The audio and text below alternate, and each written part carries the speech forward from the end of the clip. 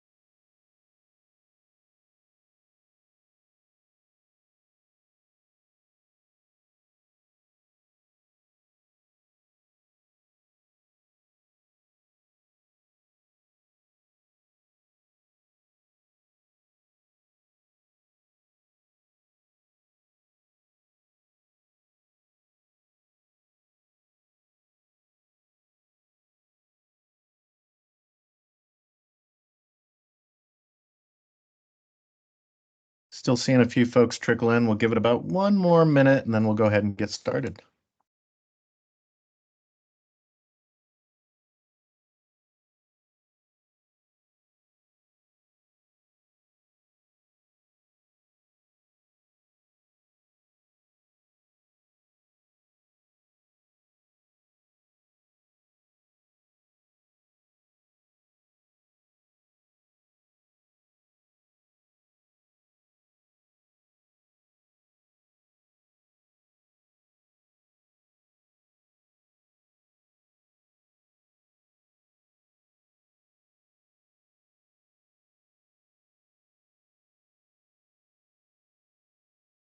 Okay, I'll go ahead and get us rolling here.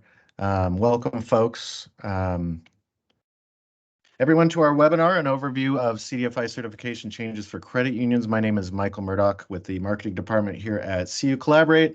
A few housekeeping notes. All of our attendees are muted, but if you have questions, please pop those into the chat. We have left plenty of time at the end for Q&A, so we'll get to those as soon as we can. And then until then, this webinar is being recorded. The slides and recording will be shared to all registrants no later than tomorrow, so keep an eye out for those. Lastly, I'll be popping a few links in the chat throughout the webinar. Keep an eye out for those. Take a few minutes when you can to fill out our CDFI readiness survey. That doesn't have to be done during the webinar, but if you get a chance, it would really help us serve you and others better. I'll go ahead and pop that in a second. Next slide, please. Wanted to briefly mention some of the services we offer. Data analytics and consulting, as well as digital acquisition, are two of our major offerings, which include field of membership expansion, low income designation, CDFI, mergers, branch strategy, marketing, performance measurement, and market analysis, just to name a few. And on the acquisition side, we specialize in simplifying the process for consumers and organizations to find, join, and borrow from credit unions, not to mention our software designed to facilitate acquiring new relationships that assist with regulatory optimization. I'm going to pop a meeting link in the chat if you'd like to learn more about any of the products or services I just mentioned, or if you'd like to follow us up with anything from today's webinar, that's your go-to. So I'll pop that in just a second. Moving on, our panelists today include Jason Reston, Jeff Bailey, and Ben Herring. Thank you, gentlemen, for being with us today. Jason's our advisory director with over 12 years experience in financial and performance management consulting. Jeff Bailey, our CDFI advisory manager, has over a decade in experience from small business lending, affordable housing, and CDFI consulting. And last but not least, Ben Herring, our director of partnerships, has worked in the credit union system in varying roles for over 11 years. So a lot of experience in front of you today. Okay, I think I've talked long enough. I'm going to hand it over to Jason, starting off with our agenda, and we can get the ball rolling. Jason, it's all yours. Great. Thank you so much, Michael, and welcome everyone. Thank you all for joining.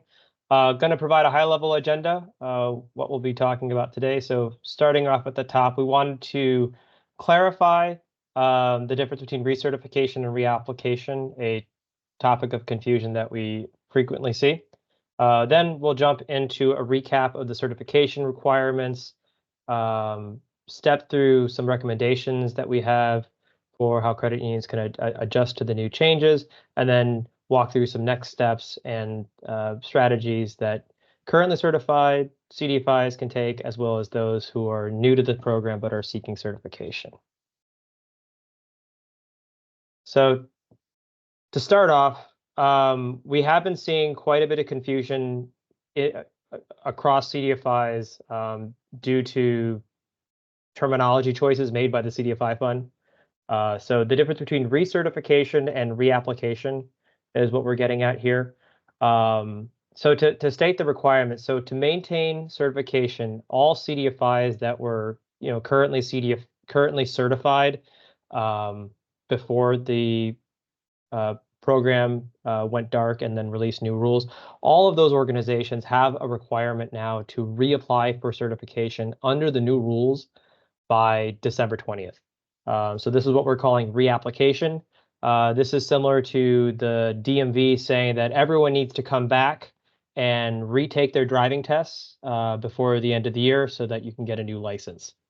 We often hear clients who say, but I just submitted my recertification. I just submitted my ACR in March. Haven't I, completed the recertification process? Yes, but it's a separate requirement. So the ACR is part of the ongoing annual requirement for all CDFIs to demonstrate to the CDFI fund that you continue to meet the certification requirements. The reapplication requirement is a one-time requirement based on the release of the new program rules. So just keep in mind that if you already have a CDFI certification today, there is a deadline coming up at the end of the year, December 20th, to apply for certification under the new rules. We are flagging June 20th because there is a 6-month requirement that the board-approved primary mission be in place for 6 full months before you can submit that reapplication. And so June 20th is the last date. If any changes are needed to the mission statement or you need to have your board take action, that would be the last date to complete that. For organizations who are non-certified, the applications are currently being accepted on a rolling basis. There's no deadline per se. Just wanted to put it out there. If you don't have a certification today, you still need to have a mission in place for 6 months before you can apply. But other than that, there really is no timeline restriction on when you can submit your application. Next, we are going to do a brief recap of the certification requirements. A lot of this was covered in the webinar that we held back in December, right after the new requirements were released. So we're going to keep it at a very high level. There is a recording of that webinar that you can refer to for a more in-depth discussion.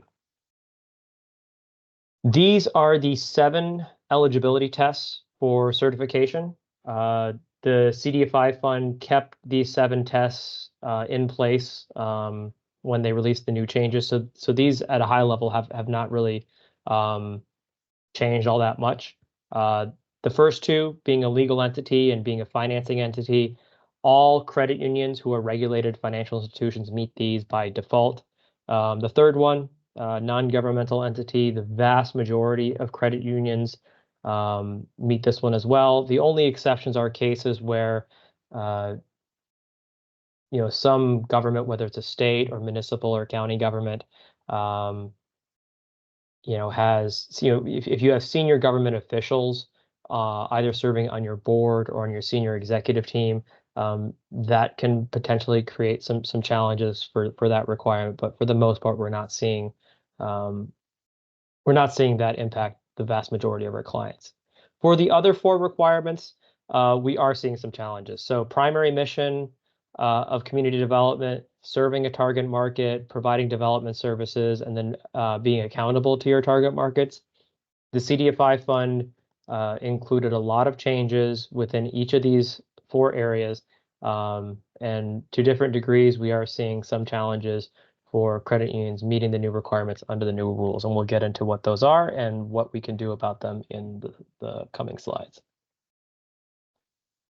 So just to summarize everything before we move on to the next section of the presentation, with the new rules, the CDFI fund has raised the bar for obtaining and retaining certification. It will take a bit more work. But that said, with that increased work, we see increased opportunities for those organizations that are committed to the extra effort. And we're here to help you comply with all the new requirements and find a pathway to do so.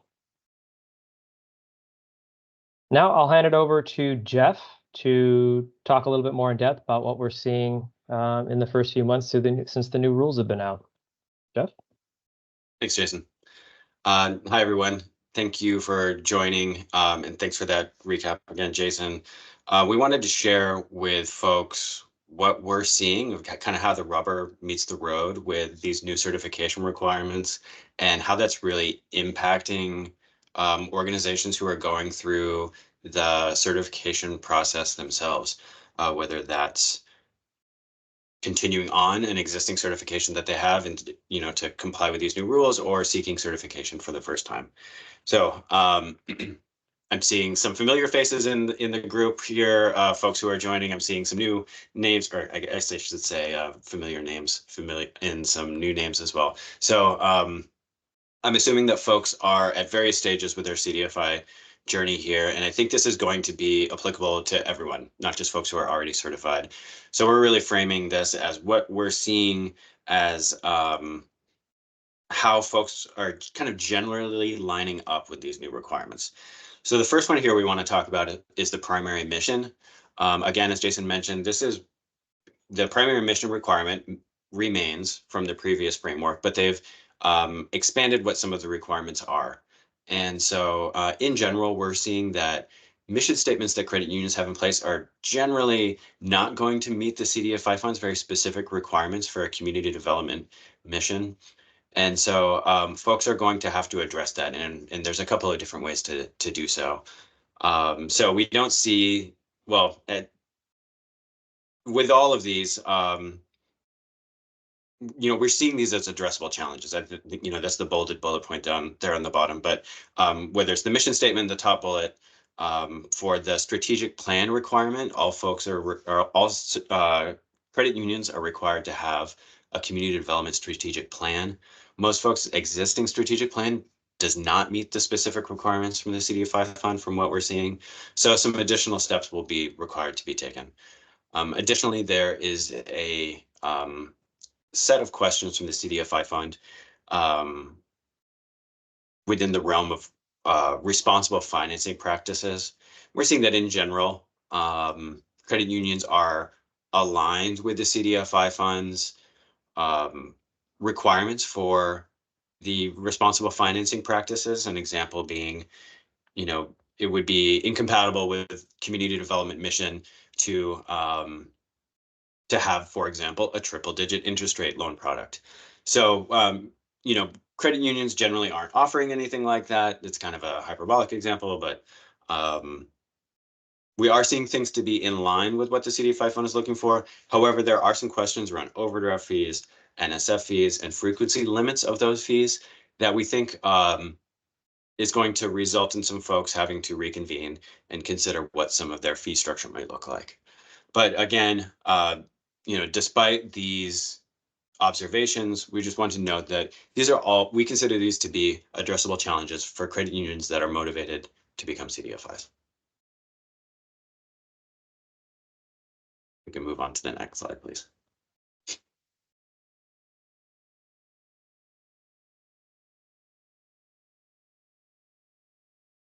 So the target market requirement. this is one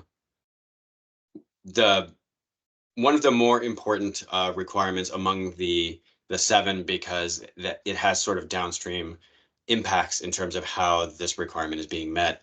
Just to recap, CDFIs are required that 60% of their lending be to target market borrowers. So we're seeing mixed results across the board with the new requirements from the CDFI fund.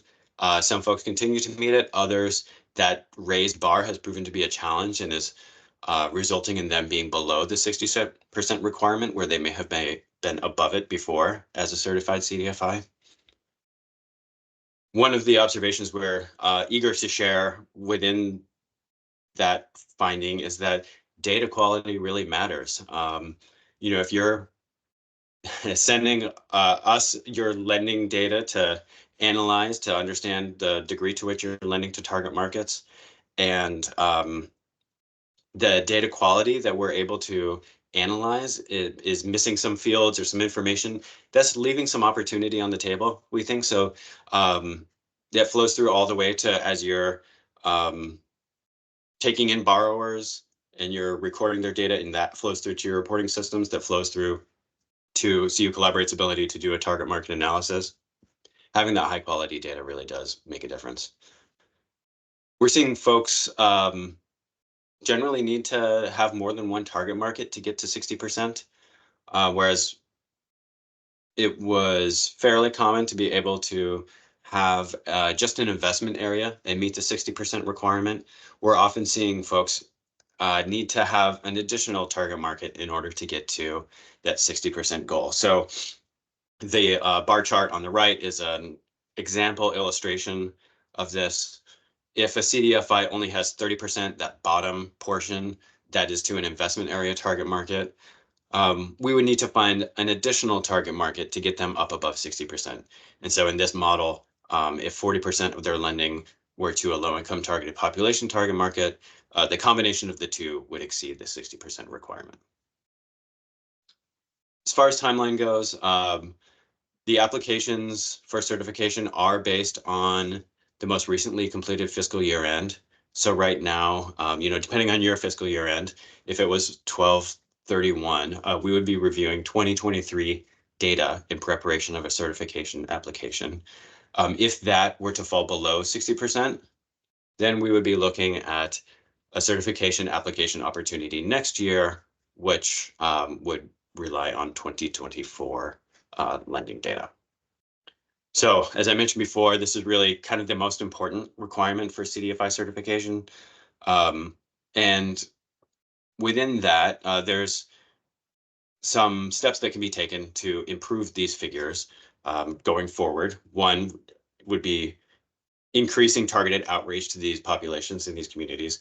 And we're actually very well positioned to be able to help folks out with that. So CUCollaborate can assist with credit unions with target market lending identification and sourcing. And we'll speak about that a little bit more toward the end of this presentation, but we can move on, Jason.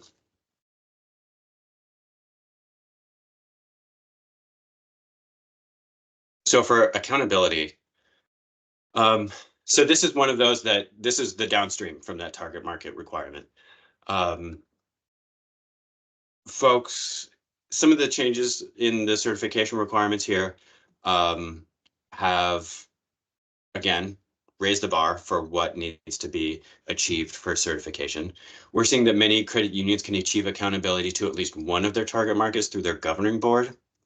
But if you recall the bar chart from the previous slide, because there's 2 target markets required, now there's 2 target market accountability requirements. And often we're seeing that governing boards are not meeting the requirements for multiple target markets.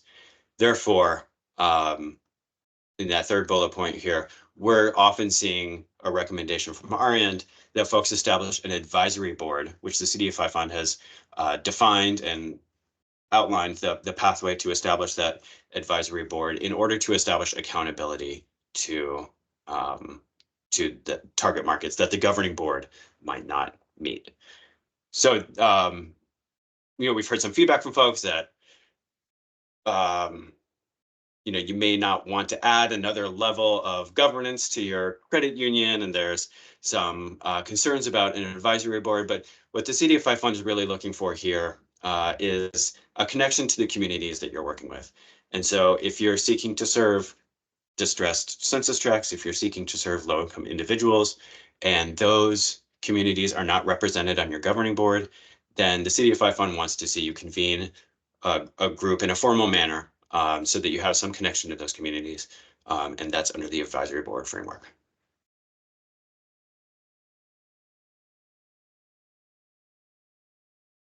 Finally, with development services, and I see a couple of questions here popping in, and we will get to those here in very shortly. But I'll wrap up this, the fourth and final slide of mine here for the certification framework. So just quickly for development services, we're seeing lots of work to do here for CDFIs, for credit unions seeking CDFI certification. So a quick recap of development services. This is a technical assistance programming. This is capacity building efforts. And the CDFI fund is really, again, raise the bar, making some of the activities that folks have in place sort of have additional requirements to demonstrate that the programs are formal and impactful with the communities that are being served. So we're seeing a good amount of work to be done in the industry to meet this requirement. A lot of folks have been relying on third parties to provide that service. For example, education modules on one's website or community partners. And the CDFI fund has some expanded requirements here that have made existing third-party vendors generally not meeting this requirement because of some of the very prescriptive language that's in the certification application, such as requirements for certain types of language to be in a contract. That is, it's surmountable, but it's just current state is not really sufficient generally with what we're seeing. For in-house development services that are provided, we would say that most of those are, not most, but we're seeing many folks offering somewhat informal development services that, based on the questions from the CDFI fund, would need to be made a little more formal, such as developing a curriculum, developing targeted outcomes of the type of interventions that are being offered. So, this last bullet point here about we'll need to design it, implement qualifying development services. I think that was really what I was getting at with that last point about, developing the curriculum and outcome. It's just really focusing this work that folks are already doing and putting it in a framework and a package that the CDFI fund will receive well for the development services portion of the application. And just with the point here about which will require budget, I just want to say that we know a lot of folks are doing really good work already. It's just a matter of getting the work that you're doing within this framework of development services. That's the key step here. And as we've mentioned across the board here, we see these as addressable challenges for folks who are really dedicated here to CDFI certification.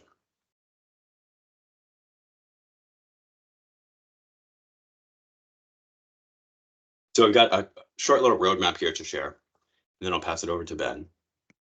But the CDFI certification roadmap here is what we're advising to clients to use in terms of thinking about your path towards certification.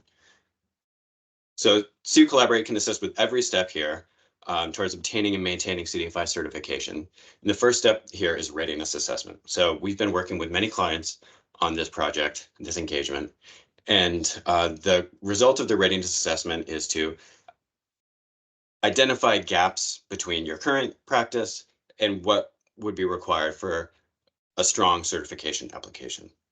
Following identifying those gaps, credit unions, and we can assist with this in various ways, but credit unions would then address those gaps, such as formalizing the development services efforts, gathering that advisory board. Once those are addressed, you would draft and submit your certification application. And again, for those currently certified, December 20th is the deadline to keep in mind there. And then difficult to say what the timeline for the determination of the certification application will be, but following your certification application, you would be approved, and then with approval, you'd be eligible to apply in the next funding round that would be made available. So CUCollaborate is already working with folks at every stage of this process. And if we're not working with you already, we would love the opportunity to have the conversation about how we can help. And then specifically with the target market lending, I'm going to pass it over to Ben, who can talk about how we can assist with the sourcing of CDFI target market loans. Fantastic. Well, thank you, Jeff. And nice to see some familiar names out there, and nice to meet those of you who haven't yet had the chance to. My name is Ben Herring. I'm the Director of Partnerships here with CUCollaborate. Come to the company with several years of credit unions in my background, and have a deep passion for the movement. As Jeff was highlighting earlier, pretty much the most critical component of obtaining and retaining your CDFI certification is around your credit union's lending practices. And as an organization, and what Michael mentioned earlier, we kind of do two main things. One is our consulting that we walk through with our clients day in, day out. And the other big component is building software. We've built a lot of different pieces of software. Several of those pieces of software have to do with supporting our consulting engagements, including CDFI work. I say all that because we've developed some APIs that we now partner with third parties to help our clients get to where they're trying to go. And so much of the work that we do with CDFI certification with our clients across all of our engagements is strategic in nature. And oftentimes we want to be able to hand them off to trusted partners who can help them pull the levers on the things that they need to do. So with that, we have several partnerships now in line with third-party entities that we've kind of gone through a vetting process with and are leveraging our CDFI APIs that can help identify when an applicant is coming through their channel, whether or not they would essentially help a credit union with their CDFI certification. We, through our APIs, identify CDFI qualifying target market loans, and have been pairing our clients up with these partners to help them get to that 60% threshold in either obviously loan numbers or dollar amounts. I think oftentimes we're seeing the challenge is getting to that dollar amount, that 60% threshold, especially for credit unions who are really hyper-focused on the mission there. It can be harder to reach that particular milestone. So we can help credit unions across various asset classes, loan types, including auto, personal, home equity, home loans, kind of you name it on the consumer side, we can help. And then we also have some very close relationships with organizations that utilize our APIs to identify CDFI loans in loan pools that credit unions can purchase as a part of the participation agreement, and that all would help you with your lending practices. So the way that it kind of works at a high level, and I see a bunch of questions coming through the chat, so I'm going to hand it back over to Michael and the rest of the team here in a moment. But high level, we want to make sure that we're marrying you with the right partner and partners in determining the right fit for your credit union. We understand there's often liquidity issues or maxing out on particular loan types. We go through a discovery phase of understanding what it is that you're looking for. Clearly, we want to help scope where you're at with the CDFI process, and then we would also utilize some of that data to understand what might be a good fit. And so with that, would love to hear more about what your credit union is focused on and how we can help. You can reach out to me via my email, which is on the screen, and I believe Michael just dropped my meeting link in the chat if you just want to book a meeting with me directly. Back to you, Michael.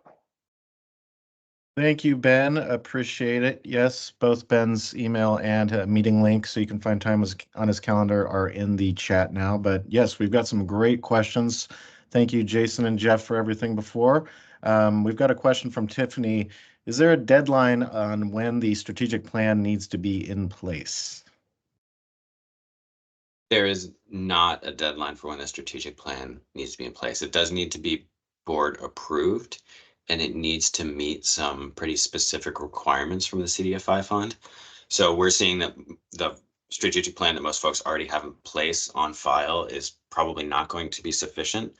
So the alternative course of action there would be to put together a narrative that describes your community development practices and includes those specific items like the CDFI target market that you are serving and what your goals, objectives, and outcomes are going to be relative to that target market. So I mean, Thank you, if Jeff. you Oh, go ahead. if you are certified, there is still that December 20th deadline. So just Yeah. keep in mind that the requirement to have your board approve that narrative would need to be in place before you can actually submit that application. But if you're not certified, there's no real deadline. And Michael, I see Tiffany's follow-up question here. So Follow-up question, yeah, if you want I to can just run through take it away. Perfect. Thank you. So if the governing board meets the target markets, then don't need a separate advisory board. And is there a deadline for the advisory board? There's no specific deadline from the CDFI fund relative to the accountability requirement. If your governing board meets all of the accountability needs, then you would not need to establish an advisory board. At a high level, you would want to submit a certification application with as few target markets as possible, a few boards and bodies as involved as possible, because that's just the most simple, straightforward way of gathering your data and presenting it to the CDFI fund. So if there's a pathway to do that for you, we would encourage folks to take that option. We're seeing many folks need to establish an advisory board for the first time. And there's some requirements around what an advisory board is, down to the number of members who you need at least 5 members of an advisory board. And one of the members of the advisory board needs to be a governing board member, just as 2 examples of the requirements from the CDFI fund. Thank you, Jeff. Question from Mike. If we currently have a small dollar loan grant and can't requalify, what happens to our grant? It's a great question, Mike. There's some uncertainty here, as you are probably feeling. So there's a couple of different ways that this could play out. So for our folks who may not be familiar with this exact scenario, Mike, and I'm not sure if we can see which credit union Mike is with, but Mike's credit union has a small dollar loan program grant from the CDFI fund. It means they're currently certified as a CDFI. And so he's wondering, how they're going to navigate having a multi-year reporting period related to the small dollar award that they received. If their certification is at risk, given that the CDFI fund has moved the goalposts for certification. So the CDFI fund has not communicated how this will be navigated. They could, one of the requirements that I'm sure you're aware of in the small dollar program assistance agreement is that you maintain your certification. So we would recommend, if you don't see a path forward with certification under the new guidelines, one, work with us to make sure that that's really the case, because I think we can help folks who may feel as though they may not be certifiable under the new requirements. I think we can help get folks there. If we still determine that there's not a pathway there, we would suggest opening up the conversation with the CDFI fund and let them know what the outcome may be and what the potential implications of that are going to be relative to the grant award. It's not inconceivable that they would determine that you would be out of compliance with the assistance agreement. At the same time, it's probably going to result, if that's the path they want to take, that would be a lot of dollars clawed back that they, because of the way in which the budgets are allocated at CDFI fund. It's not like they can just go redistribute those. And I don't think they want to have to claw back millions of dollars from CDFIs. So those are two competing considerations. And that's a very long way of saying that we're not really sure yet, Mike. But as curious as you are, and to see how this shakes out for folks. Thank you, Jeff. The next up, is it possible to submit our current mission statement form, or excuse me, from our strategic plan to see if we meet the requirements? So that's part of the readiness assessment engagement that we offer. And if we haven't, see that's coming in from April. If we haven't connected with you yet on what that readiness assessment looks like, we would be happy to. I think at a high level, there are a couple of different options. One, you could work with us, and we can help you with that determination. Two, you could probably submit a service request to the CDFI fund and ask if they would give you an early opinion. I think they know that folks have a lot of questions about what this transition looks like, and I think they would want to help. At a high level, our guidance would be to review your mission statement to see how convincing it is that you have a primary community development purpose. And I'll say that in general, most folks' mission statements are pretty broad in the credit union industry relative to community development. It might be implied, but I don't know that it's always convincing. And so if it is short of convincing, the mission statement itself, the CDFI fund has communicated that some sort of binding board resolution would be acceptable in lieu of a mission statement itself being meeting the requirement. So that's another option that is something that could be approved by the board before June 20th, which would need to be in place. That's the deadline in which the board resolution would need to be approved prior to a December 20th deadline for the certification application. Thank you. This is in relation to slide 13 on development services. Kim's asking budget as in budget for the target market or specific to the development services?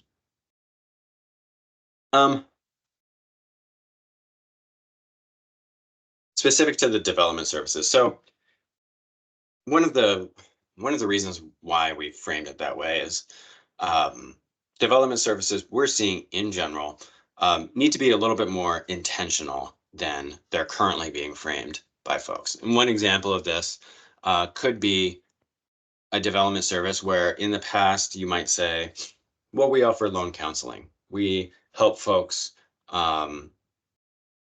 if they're not able to be approved for a loan, we might meet with them and tell them how to apply for a loan, something like that. That's generally going to be within the scope of work of what a loan officer is going to be doing. And so what we're talking about here is something in addition to just helping someone fill out a loan application or talking about the products that you offer. But this is really a formal, structured intervention that helps move people from a space where they're not creditworthy to a space where they are creditworthy. And that's, going to take time from FTEs on your staff or some sort of vendor that's going to be in place that's going to provide that service. And we'll say it requires budget, and that that's because it requires intentionality. And then if that gets you in the door for CDFI certification, then there's opportunities to get resources from the CDFI fund that can assist in your community development lending and in part to assist with that development services component as well. And if I could just add one thing on the budget topic here, we see credit unions are generally very community focused, very active with volunteerism and charitable donations. If you're focused on CDFI certification, it might be worth your while to look at your community engagement and donations budget and think about refocusing some of those dollars from general charitable giving activities, which while helpful are not really relevant for CDFI certification, and maybe diverting some of that into more focused financial education and financial literacy activities that would meet the bill for the development services, if that makes sense. So it's something like a backpack drive or volunteering at a soup kitchen would not count as a development services. But if you host first-time homebuyer classes or financial literacy seminars, those types of activities, if they're structured and they're conducted on a regular basis, those can meet the requirements. So I think it's just taking a look at what you already do relative to the new requirements and kind of figuring out which adjustments make sense for your organization to make. Thank you, Jason and Jeff. Question from Veronica. When we apply in December of 2024 for certification, we would like to add OTPs. We haven't collected data for OTPs in 2023, so when we apply, should we provide numbers in the specific OTPs, or do we write a narrative to support why we are requesting OTP approvals? And once approved, do we proceed with reporting using 2024 data? This is an interesting question. So in this scenario, if you were submitting your certification application in December 2024, assuming you have a 12/31 fiscal year end, the lending data that would be referenced in the application would be your 2023 lending data. In the scenario that I'm understanding here, if you haven't collected data for OTPs in 2023, you wouldn't be able to therefore submit for an OTP target market because you don't have the lending data to describe or demonstrate the degree to which you're serving that target market. And so for folks who are maybe less familiar with OTPs, it's one of the types of target markets that the CDFI fund allows for, and they're generally based on race and ethnicity. There's also an allowance now for an OTP for persons with disabilities. And so if these specific populations are being served by the credit union, there would need to be some sort of transaction level data that would be associated with which loans are being provided to which OTPs. And then you would also need to demonstrate accountability to that OTP target market. So I see perhaps there's a follow-up. Okay, so maybe that did it there, but just say that for the second part of the question,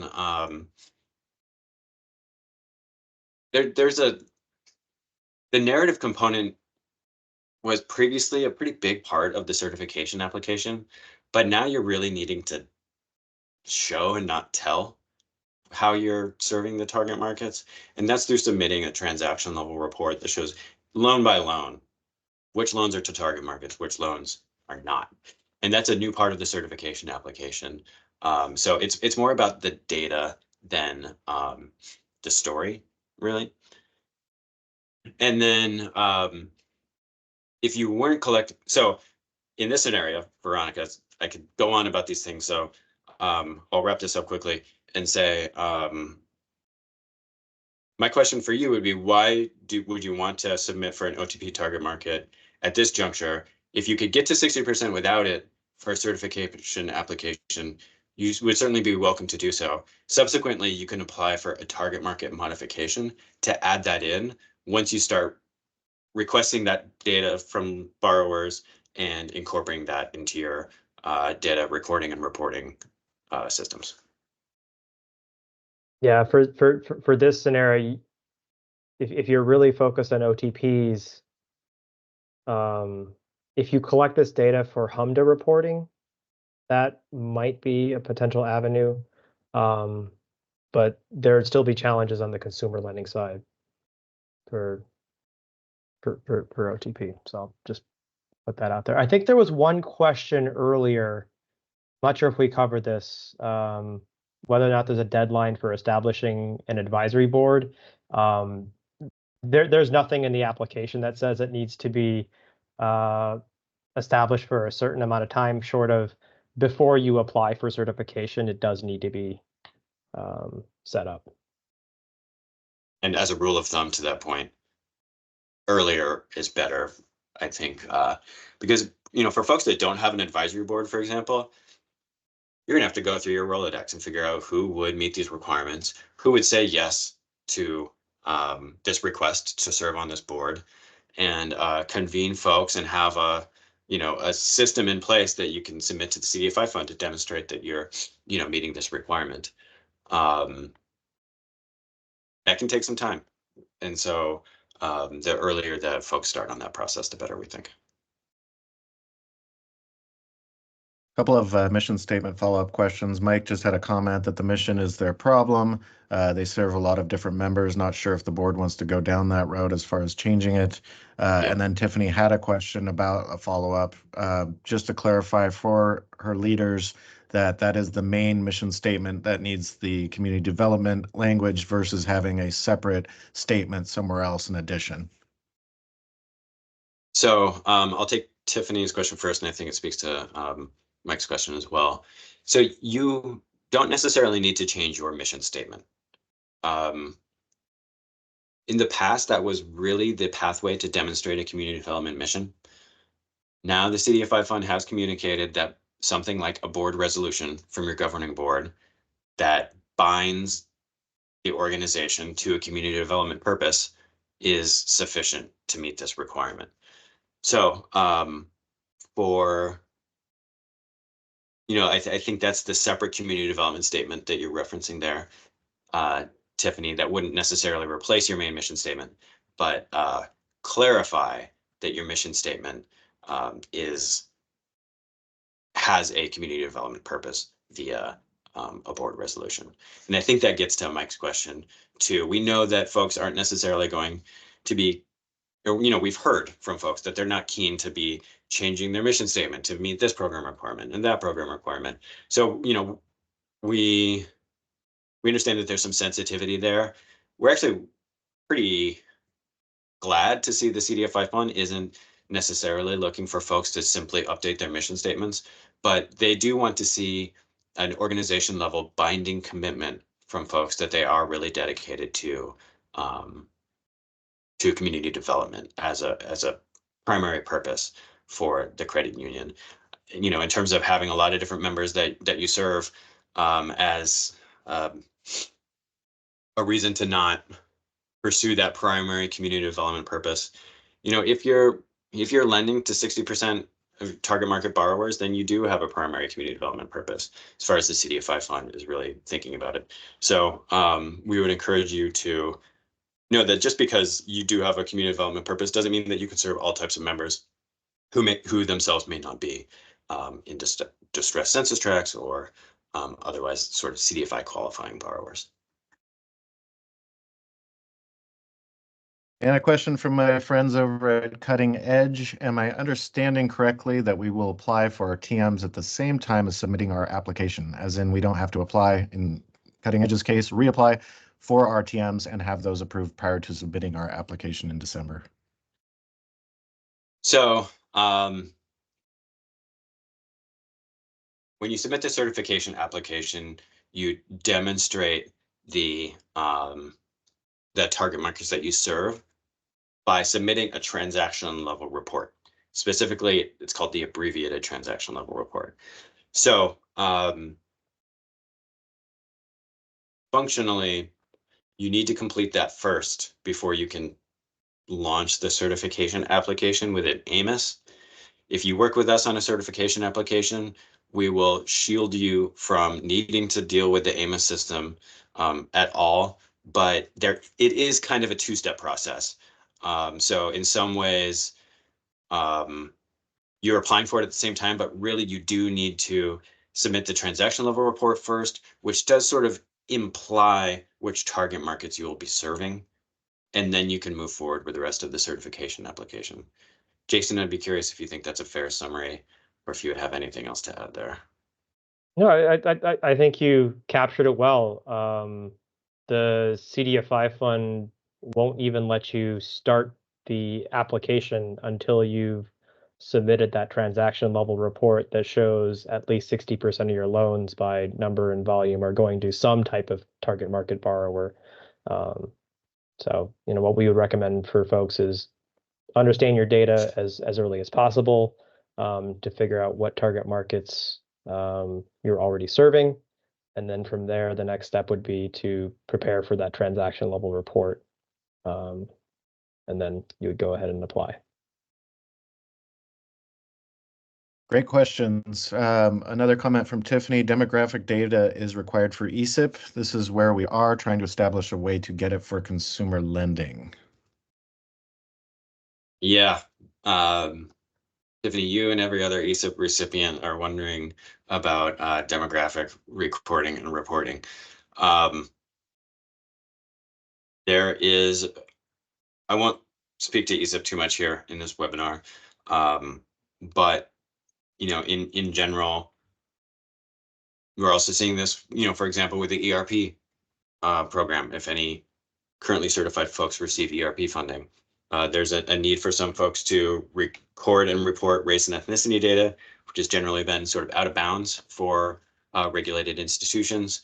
Non-regulated CDFIs do generally record and report this data. So there's just kind of, the CDFI is sort of a big box, and many different types of entities fit within it. And a lot of folks are trying to figure out how to navigate the demographic data question. So I'm sorry, I can't be more of a help there, Tiffany. We know that a lot of folks are trying to figure this out. I can say that ESIP recipients are shielded from the regulatory obstacles from collecting this data. So if you are an ESIP recipient, you are authorized to ask borrowers, regardless of what type of loan, to provide the race and ethnicity data. Obviously, a lot of folks in industry are very, cautious about this. There's a lot of sensitivity to it. We've seen a number of different approaches that organizations are adopting, and we'd be happy to talk with you about that offline. Yeah, please schedule time with us. Final question from Kim: is there an easy to follow resource to understand each component, i.e. understanding the criteria, determine if the governing board currently meets requirements, and or what the criteria needs when looking for advisory board members? There sure is, Kim. It's CUCollaborate's readiness assessment. That is the resource that you can leverage to understand how your credit union aligns with all of these requirements, including governing board members, the need for an advisory board. And so the readiness assessment really looks at each of the seven requirements within the certification framework, and does a side-by-side comparison with your credit union to understand the potential shortfalls, and then we provide recommendations of steps to take. So in the scenario where your governing board would not be sufficient for your accountability needs, we would make recommendations for what we need to be in place from an advisory board. And then if we were to work with you on full certification application, we would work with you until all of those requirements are met, so that when the certification application is to be submitted, that we all feel very confident that it meets all the requirements. So the certification application support that we would be able to offer is not just logging into Amos and doing some of that dirty work, but also providing the project management support to move you toward being prepared to put that certification application together. That I couldn't resist the opportunity to make that pitch in response to Kim's question. I would say there isn't exactly an easy resource to follow in this. There is guidance from the CDFI fund in terms of how accountability is defined. And if you wanted to do this on your own, we would suggest going member by member and looking at those accountability requirements and seeing which pathways are applicable to which board members in order to understand how they may relate to or meet the accountability requirements. And then there's a minimum percentage of board members that must meet the accountability requirement. Doesn't need to be everyone. How many kind of depends on the exact scenario with your target markets, but not exactly easy to follow resource, but there are resources out there. And I'll just add, I mean, I think Jeff touched on this briefly, but the first step to understanding your board accountability and whether or not you'll need to have an advisory board would be to first look at your lending data to understand which target markets you're currently serving, because that will drive which accountability rules you need to be concerned about. Awesome. Okay. Well, I think those were all of the questions that we have. Thank you, Jeff, Jason, and Ben. And then thank you, everyone, for attending today's webinar. We hope this has provided some insight and some action items for your credit union. Please keep an eye, as I mentioned, for the webinar recording and slide decks. I'll get those all put together and sent out tomorrow. And if you haven't already, kindly fill out the readiness survey that I shared earlier. But once again, if you'd like to schedule time with us for any of our services, but specifically regarding today, a CDFI readiness assessment, please use that meeting link in the chat. But otherwise, I'll go ahead and end the webinar. Thanks again, and have a wonderful rest of your day. Thanks, everyone. Thanks all. Take care.